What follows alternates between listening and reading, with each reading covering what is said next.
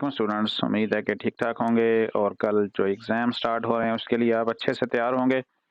और उसमें मज़ीद आपको गाइड करने के लिए मैंने एक वीडियो बनाई है और इसमें मैं आपको इंशाल्लाह ये बताऊँगा कि आपने एग्ज़ाम्स में अच्छे नंबर कैसे हासिल करने हैं और अपने नंबरों को कम होने का जो रिस्क है वो कैसे मिनिमाइज़ करना है। तो इस वीडियो में आगे बढ़ने से पहले आप हमारे चैनल को सब्सक्राइब कर लीजिएगा और सब्सक्राइब वो लोग करेंगे जो फर्स्ट टाइम इस चैनल के ऊपर आए हैं और फर्स्ट टाइम वीडियो देख रहे हैं। जिन्होंने ऑलरेडी किया हुआ है उनके पास तो हर नोटिफ़िकेशन ऑलरेडी पहुंच चुका होता है और मैं उनका सबका शुक्रगुज़ार हूं जो कमेंट्स भी करते हैं, लाइक करते हैं और अपनी राय का इज़हार करते हैं और बहुत अच्छे कमेंट्स भी आते हैं जिनको देखकर बड़ा हौसला होता है कि जो हम आपके लिए कर रहे हैं वो आपके लिए कितना फ़ायदेमंद है। क्योंकि हमने तो ये जो स्टडी वगैरह है ना ये तो कर ली, अब हम प्रैक्टिकल लाइफ में हैं। तो जो चीज़ें हमने फेस की एज ए स्टूडेंट तो हम नहीं चाहते कि वो चीज़ें बाकी लोग भी फेस करें और प्रॉब्लम में आए। तो इसीलिए हम कोशिश कर रहे हैं कि हर चीज़ आपको बताई जाए टाइम टू टाइम। उसके लिए ज़रूरी है कि अगर आपने सब्सक्राइब नहीं किया तो सब्सक्राइब लाज़मी कर लें और वीडियो अच्छी लगे तो फिर शेयर आपने बाकी स्टूडेंट तक भी लाज़मी करनी है, क्योंकि ये चीज़ें सभी स्टूडेंट के लिए हैं, ना कि किसी एक स्टूडेंट के लिए है। तो चलते हैं ज़रा आगे और वीडियो का जो टाइटल है कि आपने अच्छे नंबर कैसे हासिल करने हैं। और एक चीज़ मैं आपको और बता दूं कि ये आपने इस चीज़ के ऊपर नहीं जाना है, ये पता नहीं किस लैंग्वेज में उन्होंने लिखा हुआ है जो टाइटल के ऊपर स्पेलिंग है हाईएस्ट मार्क्स के। तो चलें वीडियो में बढ़ते हैं आगे और सबसे पहले आपने अपना एलएमएस जब ओपन किया होगा, अनाउंसमेंट्स रीड की होंगी तो वहाँ पे पेपर पैटर्न के बारे में कुछ बताया गया था। अच्छा जी, उन्होंने पेपर मोस्टली जो हैं वो 38 नंबर के ही हैं, हो सकता है कोई चंद एक पेपर कम नंबर के हों या ज़्यादा के हों। तो उसका टाइम भी 60 मिनट है सभी पेपर का 100%, और जो मार्क्स हैं 38, इसमें थोड़ा-सा है कि चंद एक पेपर किसी कम या ज़्यादा के भी हो सकते हैं। तो जब बाकी पैटर्न जो है ना वो इसी तरह ही है कि एमसीक्यूज़ हैं, ऑब्जेक्टिव और सब्जेक्टिव, यानी 22 नंबर के एमसीक्यूज़ हैं और 16 नंबर के आपके सब्जेक्टिव हैं। अब अगली बात आ जाती है जब आपने स्टार्ट करने हैं क्विज़। क्विज़ मैंने कह दिया एमसीक्यूज़, तो उसका क्या होगा कि section A objective will contain 27 MCQs out of which best 22 MCQs will be considered for grading. अब बेस्ट जब कहा जाता है तो इसका मतलब है कि जो ठीक वाले 22 होंगे, अब वो चाहे 27वां हो, 26वां हो, 25वां हो, दूसरा हो, तीसरा, बेस्ट जो होंगे, ठीक होंगे 22, वो कंसीडर होंगे आपके ग्रेडिंग के लिए। तो अब बेस्ट 22 तो तब होंगे जब आप 27 के 27 एमसीक्यू सॉल्व करेंगे। तो आपने करना ये है कि आपने यहाँ तक नहीं करना कि 22 कहा गया था तो 22 ही कर लें, नहीं, बिल्कुल ऐसा नहीं करना। आपने करना है 27 जितने भी एमसीक्यूज है सारे के सारे सॉल्व करनी है। इस तरह क्या होगा कि अब अगर आ जाए, अगर आपने टोटल किए ही 22 है और 22 में से एक गलत हो गया तो नंबर आपके कितने होंगे? 22, 21 नंबर हो जाएंगे। और अगर आप 27 करते हैं और 27 में से आपका एक गलत हो जाता है तो नंबर कितने होंगे? 22। इसमें से आपने 2 गलत किए तो नंबर हो गए 20। इसमें से आपने 2 गलत किए तो नंबर हो गए आपके 22। ठीक है, इस तरह यानी अगर आपने 22 किए उसमें से 5 गलत कर लिए तो फिर नंबर आपके हो जाएंगे 18, और अगर 17 नंबर हो जाएंगे। और अगर आप 27 टोटल कर लेते हैं और उसमें से 5 गलत हो जाते हैं तो आपके नंबर कितने होंगे? 22। याद रखें कि यहाँ पे एक गलत होने के साथ-साथ नंबर आपका एक-एक कम होता जाता है और यहाँ पे 22 तक पहुँचते हुए यानी 1 गलत हुआ, 2 गलत हुए, 3 गलत हुए, 4 गलत हुए, 5 गलत हुए, 5 गलत भी हो गए तो आपके नंबर यहाँ पे 27 के 22 के 22 ही रहेंगे। लेकिन यहाँ पे अगर आप 22 टोटल करते हैं और उसमें से 5 गलत हो गए तो नंबर आपके 17 तक पहुंच जाते हैं। तो अच्छे नंबर अच्छे सीजीपी के लिए बेहतर है कि आप सारे के सारे एमसीक्यूज लाजमी अटेम्प्ट करें। अब आ जाएं ज़रा दूसरे पोर्शन की तरफ।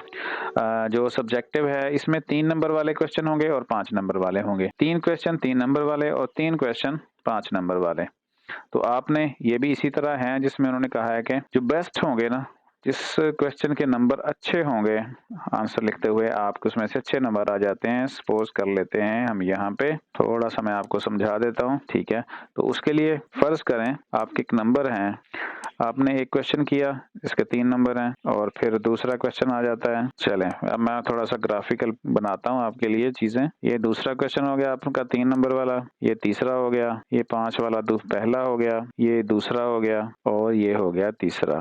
ठीक है, अब आपने पहला 3 वाला किया, उसमें से आपने सॉल्व किया, नंबर आ गए 3 में से 2। दूसरा आपने सॉल्व किया, उसमें से 2 में से 2 आ गए। ठीक है, और तीसरा आपने छोड़ दिया, लेफ्ट कर दिया कि नहीं जी ज़रूरत ही नहीं है। तो क्या होगा, नंबर आप देख लें कि टोटल कितने बनेंगे आपके। नंबर आपके बन जाएंगे 6 में से 5। लेकिन अगर आप क्या करते हैं कि तीसरे को लेफ्ट नहीं करते और उसमें से आपके नंबर आ जाते हैं 3। ठीक है, 3 नंबर आ गए तो कितने नंबर आपके बनेंगे, एक तो ये इनमें से कंसीडर हो जाएगा और एक ये हो जाएगा। तो ये जिसके मैक्सिमम नंबर होंगे वो लाजमी कंसीडर होगा, तो नंबर आपके हो जाएंगे 5। ठीक है, इस तरह यहाँ आ जाएं। एक में आपने 4 लिए, दूसरे को सॉल्व किया, उसमें से 5 में से 3 आ गए और तीसरे को आपने छोड़ना था लेकिन नहीं छोड़ा, उसको भी आपने अच्छे से सॉल्व कर लिया, उसमें से आ गए 5 नंबर। ठीक है, तो अब यूनिवर्सिटी क्या करेगी, इस 3 को वो कंसिडर नहीं करेंगे। ठीक है, ये आ जाएगा यहाँ पे और इसको ले आएंगे यहाँ पे।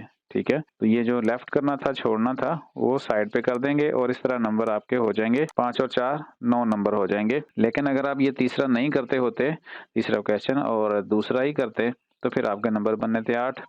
इस तरह जब आप 3 नंबर वाले क्वेश्चन को करेंगे तो ये साइड पे चला जाएगा और सबसे पहले तो बेस्ट में से ऑप्शन लिया जाएगा जिसके सबसे ज़्यादा हैं, और फिर उस जिसके सबसे कम होंगे उसको कर दिया जाएगा साइड पे। और इस तरह यहाँ पे आपकी ग्रेडिंग स्कीम बनेगी और आपको एक ऑप्शन मिल जाता है कि भाई आप अपना जो रिस्क है उसको मिनिमाइज करें। तो इस तरह जो एमसीक्यूज हैं वो भी आपको मैंने बता दिया कि 27 करने में 27 कर देते हैं आप और उसमें से 5 गलत हो जाते हैं तो आपके नंबर पूरे के पूरे 22 आ जाएंगे। ठीक है, लेकिन अगर 22 ही करते हैं तो इसमें जितने गलत होते जाएंगे उसमें से एक एक एमसीक्यूज का आपका नंबर कटता जाएगा और रिजल्ट ये होगा कि फिर आपका जो रिजल्ट है वो कम होता जाएगा। तो इस तरह ये दोनों चीज़ें हैं। कल आपका पेपर है, इसको आज देख लीजिएगा और सिंपल सी बात है कि आपने कोई भी क्वेश्चन पेपर्स में नहीं छोड़ना।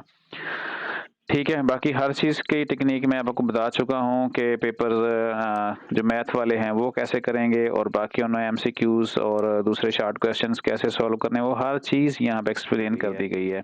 और बाकी रह गया, अगर कोई परेशान है एग्ज़ाम्स को लेके तो ये डर जो खौफ है ना, ये आपके माइंड में होता है, फिज़िकली ये कहीं पे मौजूद नहीं होता। ठीक है, यूँ एक मैं आपको बता देता हूँ कि बिजनेसमैन और जो होते हैं ना स्टूडेंट, ये उनको अलग अलग ही पढ़ाया जाता है, स्टूडेंट वर्सेस बिजनेसमैन। ठीक है, दोनों की जो ट्रेनिंग है ना वो बिल्कुल अलग होती है।